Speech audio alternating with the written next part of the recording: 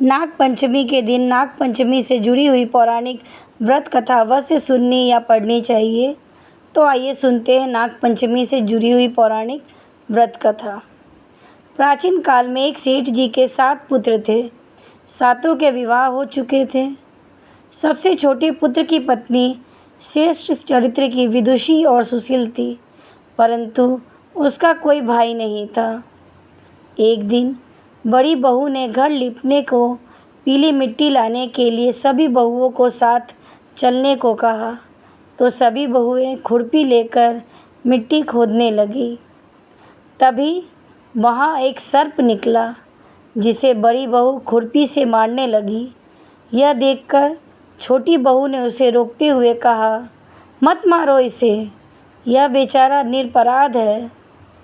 यह सुनकर बड़ी बहू ने उसे नहीं मारा। तब सर्प एक और जाकर बैठ गया। तब छोटी बहू ने उससे कहा, हम अभी लौट कर आते हैं, तुम यहाँ से जाना मत। यह कहकर वह सबके साथ मिट्टी लेकर घर चली गई और वहाँ कामकाज में फंसकर सर्प से जो वादा किया था उसे भूल गई। दूसरे दिन जब छोटी बहू को वह बात याद आई, तो वह सबको साथ लेकर वहाँ पहुँची और सर्प को उस स्थान पर बैठा देखकर बोली, सर्प भैया नमस्कार। सर्प ने कहा, तू भैया कह चुकी है, इसलिए तुझे छोड़ देता हूँ, नहीं तो झूठी बात कहने के कारण तुझे अभी डस लेता।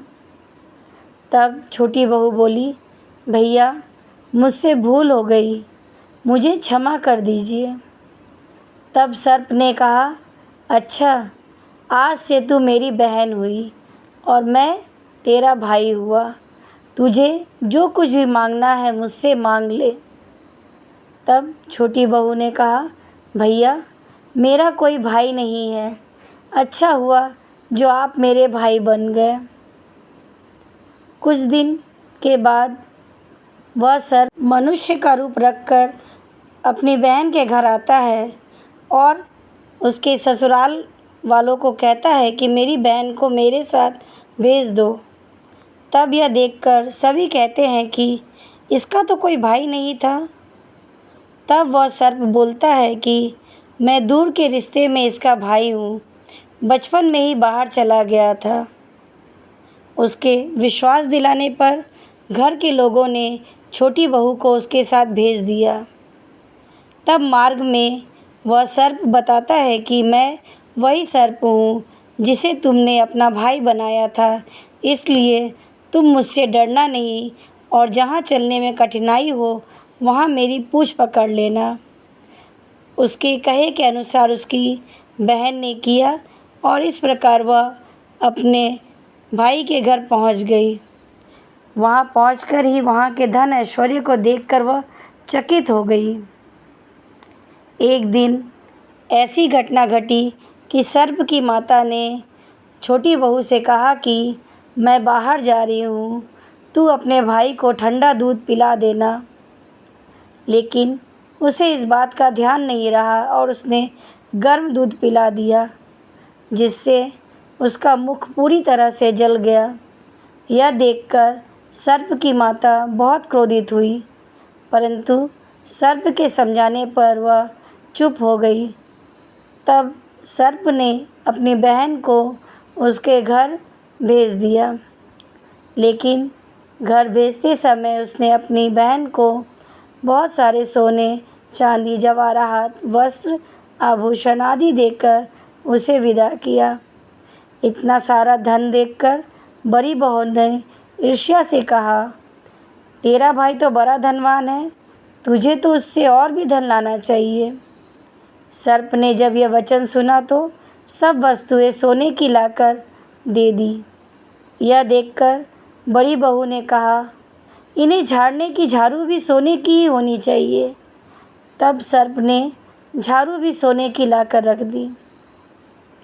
सर्प ने छोटी बहू को हीरा और मणियों से जड़ा हुआ एक अद्भुत हार भी दिया, जिसकी प्रशंसा उस देश की रानी ने भी सुनी और वो राजा से बोली कि सेठ की छोटी बहू का हार यहाँ आना चाहिए। राजा ने अपनी मंत्री को हुक्म दिया कि उससे वह हार लेकर शीघ्र उपस्थित हो।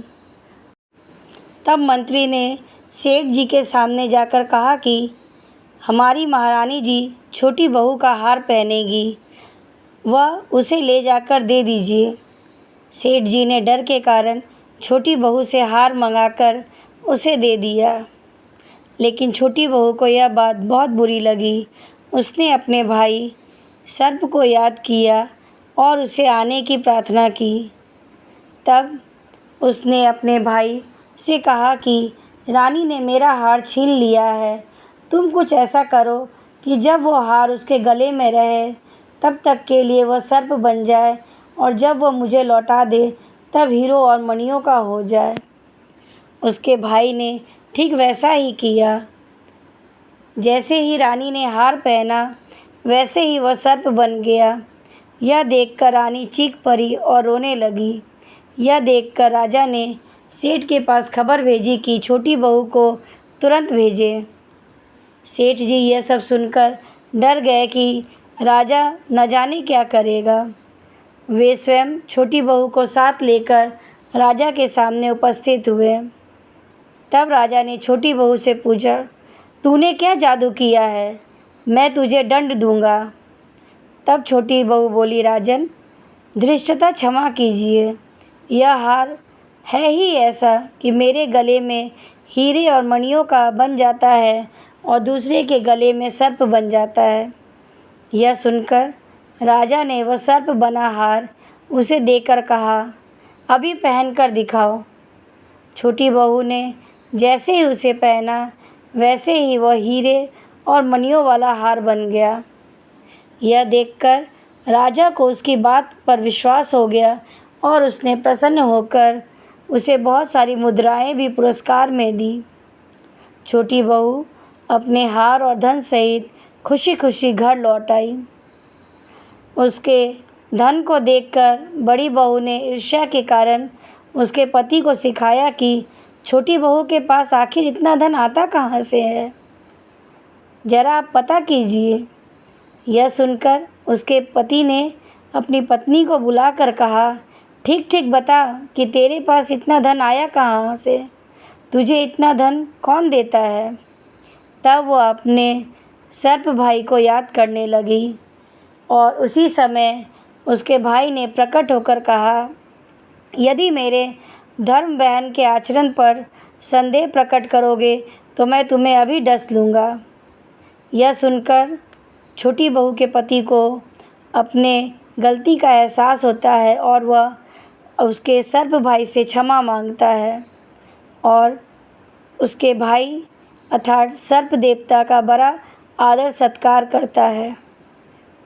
उसी दिन से नाग पंचमी का त्यौहार मनाया जाता है और स्त्रियां सर्प को भाई मानकर उनकी पूजा करती है।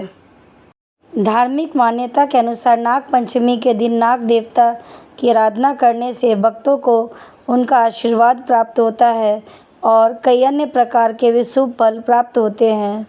इस दिन महिलाएं भाई तथा परिवार की खुशहाली के लिए व्रत भी रखती हैं और नाग देवता की पूजा करती है और उन्हें दूध अर्पित करती हैं।